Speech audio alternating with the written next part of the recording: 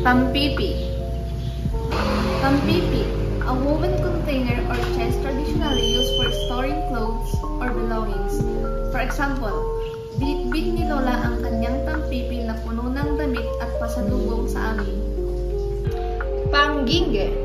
Pangginge, a traditional Filipino card game.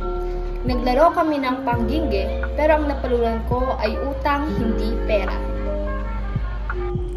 Salipawpaw. Salipawpaw is an aircraft used for travel. For example, sumakay kami ng salipawpaw, pero mukhang mas mabilis pang tumakbo ang kalabaw. Anluwage. Anluwage. A person skilled in woodworking. Ang anluwage sa amin ay gumagawa ng bahay, pero parang chismis din ang specialty niya. Pantablay. Pantablay, a charger for a device for charging gadgets. Ang pantablay ko ay palaging nawawala tuwing kailangan ko.